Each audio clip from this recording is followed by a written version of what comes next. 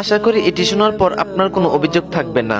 ইয়া রব, হে আমার আল্লাহ, আমি কিভাবে আপনার উপর অভিমান করব, যেখানে আসিয়া আলাইহিস সালাম ফেরাউনের মতো স্বামী পেয়েও কোনো অভিমান করেননি। স্বামী ছাড়া সন্তান জন্ম দেওয়ার সমাজ যখন মারিয়াম আলাইহিস সালাম এর দিকে আঙ্গুল তুলছিল, তাকে নিয়ে বাজে মন্তব্য করেছিল, তখনও তো মারিয়াম আলাইহিস সালাম আপনার উপর থেকে বিশ্বাস হারাননি। দুইবার বিধবা হওয়ার পর খাদিজা রাদিয়াল্লাহু তাআলা আনহাকে রাসূল সাল্লাল্লাহু আলাইহি সাল্লাম এর স্ত্রী হিসেবে কবুল করেছিলেন, তারপরেও তাকে অসংখ্য পরীক্ষায় ফেলেছিলেন।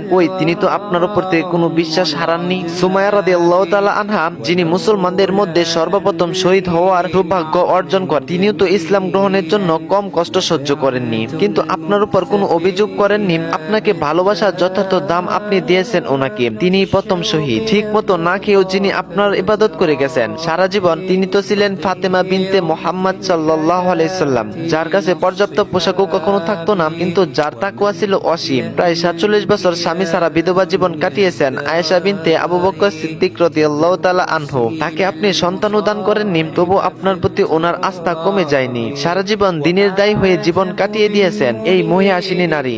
আপনাকে আমাকে তো এমন কোনো পরীক্ষায় দিতে হয়নি, তবু কি জীবন নিয়ে আপনার আমার অভিযোগ শেষ হবে না। আলহামদুলিল্লাহ, ইয়া রব, কেবল আপনি সকল প্রশংসার মালিক। ভিডিওটি আপনার কয়েকজন ফ্রেন্ডকে শেয়ার করার অনুরোধ রইল। لبعت المكث فيها بالذات